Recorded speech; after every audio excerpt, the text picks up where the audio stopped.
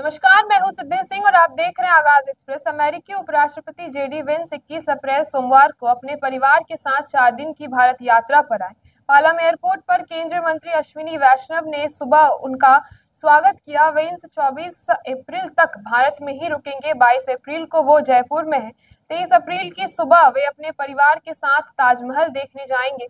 उसी दिन शाम को वे वापस जयपुर लौटेंगे और 24 अप्रैल की सुबह अमेरिका के लिए रवाना हो जाएंगे। वेंस की भारत यात्रा इसीलिए खास मानी जा रही है क्योंकि इस समय पूरी दुनिया अमेरिकी राष्ट्रपति ट्रंप के प्रतिशोधनात्मक टैरिफ से प्रभावित है।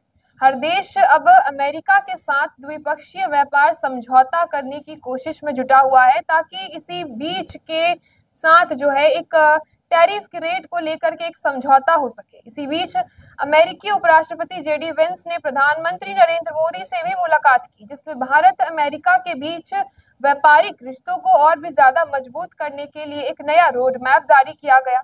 वेंस ने अमेरिका पर भारत द्वारा लगाए गए टैरिफ में कई कटौती का भी स्वागत किया है।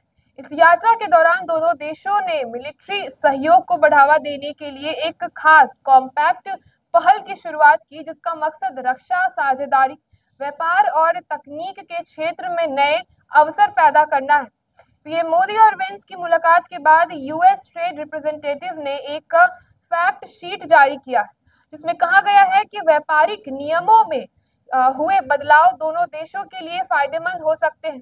साथ ही हम आपको बता दें कि इसकी घोषणा पीएम मोदी की फरवरी में ही ट्रंप से वॉशिंगटन में मुलाकात के दौरान हुई थी। बयान में भारत की ओर से अमेरिकी सामानों पर टैरिफ कम करने की तारीफ भी की गई और साथ ही टैरिफ में और कमी लाने की भी उम्मीद जताई गई है। रोडमैप में भारत के बाजार को अमेरिकी कंपनियों के लिए ज्यादा खुला बनाने की भी बात कही गई है। अमेरिका चाहता है कि टैरिफ के साथ साथ गैर टैरिफ रुकावटें भी हटाई जाए। फैक्ट शीट की यदि अगर हम बात करें तो फैक्ट शीट के मुताबिक ऐसे व्यापारिक अवरोधों के चलते 2024 में अमेरिका को भारत के साथ व्यापार में 45.7 बिलियन डॉलर्स का नुकसान हुआ, जो 2023 से 5.1% ज्यादा है। फिलहाल 3 महीने के लिए टैरिफ पर रोक लगाई गई है। भारत ने अमेरिकी सामानों पर पहले 52% तक टैरिफ लगाया था, जिसके जवाब में तत्कालीन राष्ट्रपति डोनाल्ड ट्रंप ने भारत समेत कई देशों पर रेसिप्रोकल टैक्स लगा दिया था। भारत पर 26% टैरिफ लगाया गया था, लेकिन विवाद बढ़ने पर ट्रंप ने चीन को छोड़ करके बाकी देशों के लिए 3 महीने के लिए ये टैरिफ रोक दिया है। इसी के बीच भारत ने अमेरिका से रिश्ते सुधारने के लिए टैरिफ में कमी की, जिससे वेंस ने काफी हद तक सराहा भी है। इस साझेदारी के तहत अमेरिका की javelin anti tank guided missile और स्ट्राइकर इन्फेंट्री कॉम्बैट व्हीकल का भारत में संयुक्त निर्माण भी हो सकता है। साथ ही टाइगर ट्रियम्फ जैसी मिलिट्री एक्सरसाइज को भी बढ़ाया जा सकता है।